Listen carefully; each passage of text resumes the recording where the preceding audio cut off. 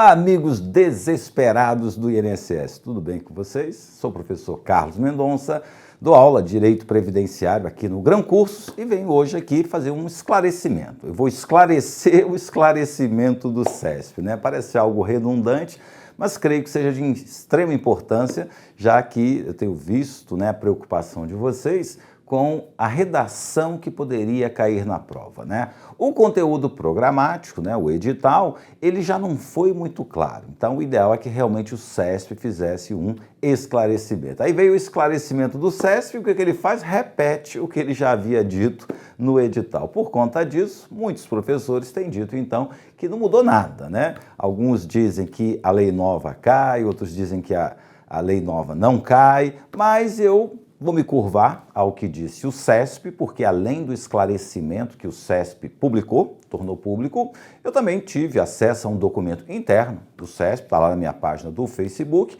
em que ele é um pouco mais explícito, tá? Então, a aula de hoje é um esclarecimento do CESP. Vamos lá, corta para dela. Tá aí, ó, o tema, esclarecimento do CESP, e ó, o objeto, né? O que foi dito? É um comunicado, tá, de 23 de fevereiro de 2016, em que o Centro Brasileiro de Pesquisa em Avaliação e Seleção e de Promoção de Eventos, SEBRASP, comunica que a legislação com entrada em vigor após a data de publicação do edital, número 1 INSS, de 22 de dezembro de 2015, não será objeto de avaliação. Então, ó, o que não vai ser avaliado? A legislação, tá, que entrar em vigor após a publicação do edital, salvo se publicada nos objetos de avaliação constantes do item 14 deste edital. Então, o que eu estou dizendo aqui para vocês é especificamente para o cargo de técnico do Seguro Social, tá? Esse é o comunicado. Então, vamos lá. Qual foi a legislação que entrou em vigor após a publicação do edital? Vou começar pela 13135. A 13135 modifica o inciso 3º do artigo 16, tá? Cuja redação seria: o irmão de qualquer condição menor de 21 anos ou inválido, ou que tenha deficiência intelectual ou mental ou deficiência grave nos termos do regulamento. Com a modificação, retira aqui o irmão não emancipado, retira a necessidade de declaração judicial da deficiência intelectual e inclui a deficiência grave. Essa foi a primeira modificação da Lei 13.135. A segunda, né, lá no inciso 4º do parágrafo 2º, seria aquelas hipóteses, né, de perda da pensão para o filho ou irmão que tenha deficiência intelectual ou mental ou deficiência grave pelo afastamento da deficiência nos termos do regulamento, tá? Afastamento da deficiência. Então, seriam esses os dispositivos que entrariam em vigor após a publicação do edital, conforme está previsto no artigo 6º. Esta lei entra em vigor 2 anos para a redação dos incisos 1 e 3. Ué, professor, só mudou o 3 sim, porque o 1 tinha sido vetado pela presidente. Não, na verdade, o inciso 3º do artigo 16 e esse inciso 4º do 77, parágrafo 2º, só entraria em vigor em 2 anos. Então, ó, esquece, tá? Não cai na prova essa redação aqui, não cai na prova a redação do inciso 4. Todavia, antes mesmo de entrar em vigor, veio a Lei 13.146 e dá uma nova redação ao inciso 3º, tá?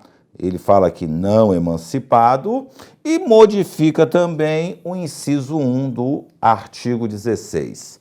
Faz também uma modificação no inciso 2 do artigo 77, parágrafo 2º. No entanto, também faz uma modificação aqui no artigo 93 e no 110A. No entanto, tá? Esta lei entra em vigor após decorridos 180 dias. De novo, após o edital. Então, não será objeto de cobrança esse artigo novo aqui, ó, o 110, tá? as modificações do 93, que são, a meu ver, irrelevantes, tá? Não muda muita coisa do que já estava lá. Pra você ter uma ideia, lá estava Ministério do Trabalho e Previdência Social. Com essa modificação passou a ser só Ministério do Trabalho. Só que nesse meio tempo mudou, agora é Trabalho e Previdência Social. O importante é o seguinte, nada disso, então, seria objeto de questionamento. Também não seria objeto de questionamento a modificação do artigo 16, nem essa do artigo 77, tá? E, para finalizar, temos também a Lei 13.183, que tentou fazer uma modificação no 16, mas foi vetado. Tentou fazer uma modificação não, introduzir algo novo aqui no parágrafo 5º, mas também foi vetado. E o que nos interessa é, de novo, esse inciso 2, tá? Esse é o inciso mais problemático. Por quê? Ele não faz referência à emancipação. E aí nós temos várias aulas dizendo, ó, se ele tiver a pensão e se emancipar, ele não vai perder a pensão. Por quê? Por causa da nova redação. No entanto, essa Lei 13.183, tá? Ela também vai entrar em vigor após o edital. Ó, em 3 de janeiro, quanto à redação do 16, irrelevante, porque foi tudo vetado.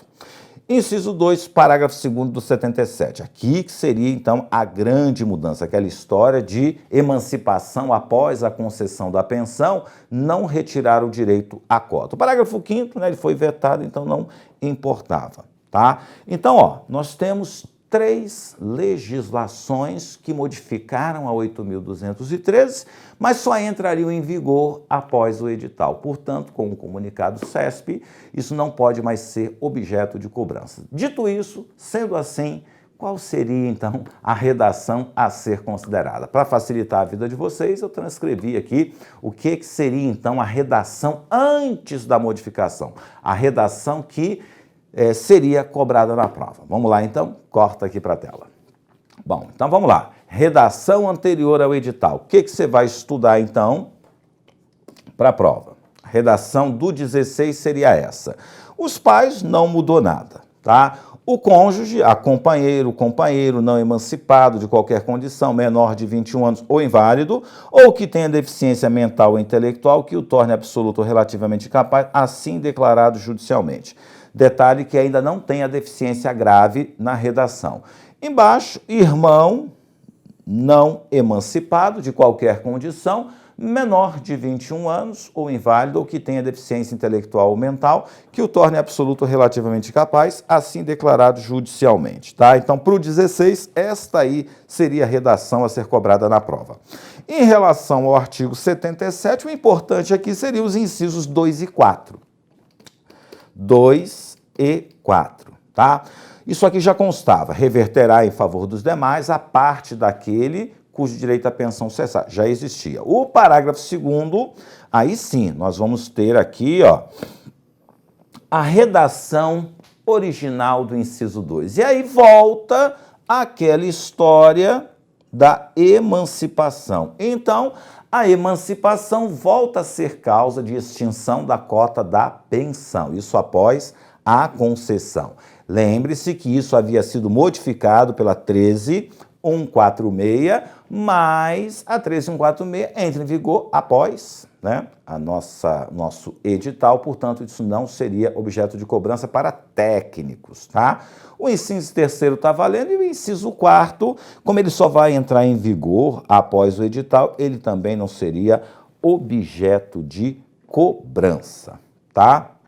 Só para lembrar, essa é a redação que está valendo, então aquela história de 3, 6, 10, 15, 20 ou vitalícia, isso também pode ser objeto de cobrança. Então, o importante é que no parágrafo 2º do artigo 77 você preste atenção nesse inciso 2, tá? A redação que vai cair na prova é aquela que estava em vigor antes da publicação do edital. Então, ó, espero ter feito o esclarecimento que vocês estavam tão ansiosos. Qualquer dúvida, entre em contato comigo, direitoprevidenciário@bol.com.br ou deixa lá a sua pergunta, a sua dúvida no meu Facebook, Professor Carlos Mendonça. Até a próxima!